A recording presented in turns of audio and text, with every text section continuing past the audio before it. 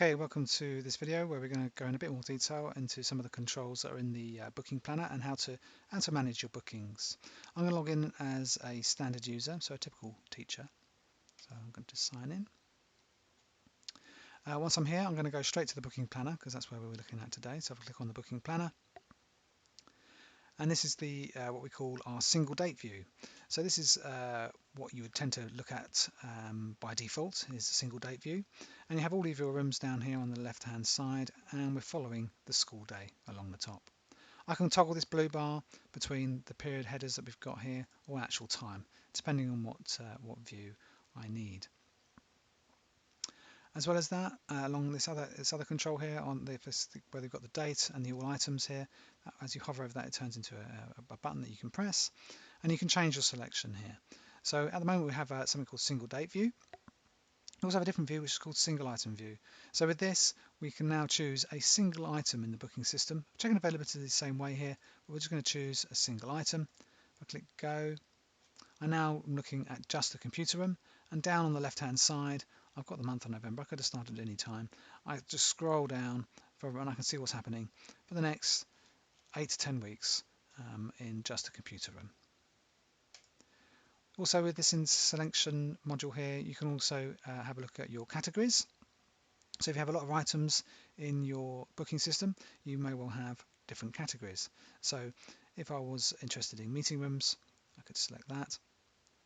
And that would give me just a view of what the meeting rooms are available in the booking system.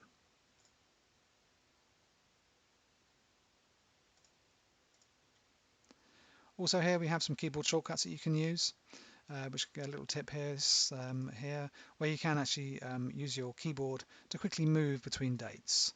So if I go back to the beginning of November, I can use my keyboard here and I can move forward a couple of days, or perhaps I want to go forward a week.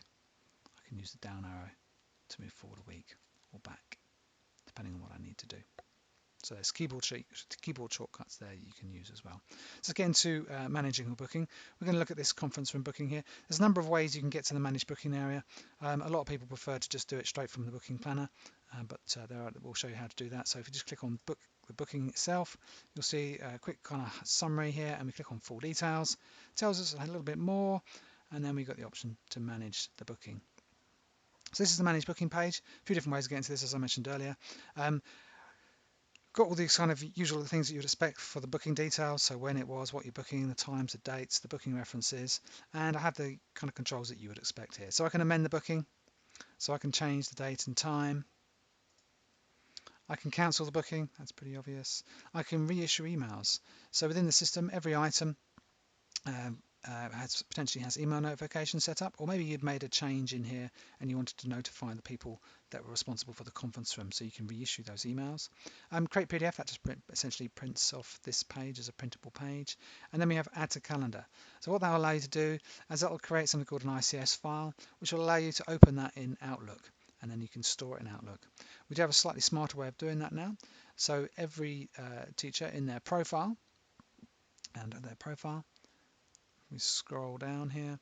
In their profile, we have this iCals link. So this just needs to be enabled by your administrator. But once it's enabled, if you don't know what iCals can do for you, there is a guide that tells you a bit more on how to do it. So in the support area, we've got this about how to add these iCals into Outlook. Essentially what you do is you go to Outlook, you go to your calendar view in Outlook. You can use these in Google as well, but we'll talk about Outlook. Open up your calendar view. At the top you'll see an option to open new calendar. You select that. You'll have a couple of choices there. One will say internet calendar. What you would then do is you're then going to copy and then just paste that URL, this big long URL, which is unique to you, into Outlook. That will then do is that will show all of your bookings that you've made in the booking system in your Outlook calendar. You can't do anything with it in Outlook, you can't edit it, you can't delete it, but all of your bookings will be there, and it'll update, it'll sync every 15-20 minutes or so. So that's quite a useful thing to have if you want to be able to sort of directly see what bookings you've got without actually having to log into School Booking to do it each day. One other little control, just before we finish, one other little control you might want to be thinking about here. In your profile, we have this homepage option here, which is a setting which determines which page you go to when you first log in. So when I first logged in, I went straight to the Bookings Planner page. sorry, straight to the bookings dashboard page, but I may want to go to the bookings planner. So if I did that, if I log out now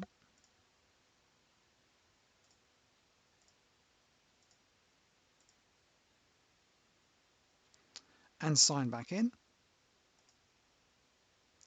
rather than going to the dashboard where I had to select booking planner, it brings me straight to the planner page. Okay, so that's about it for this quick tutorial.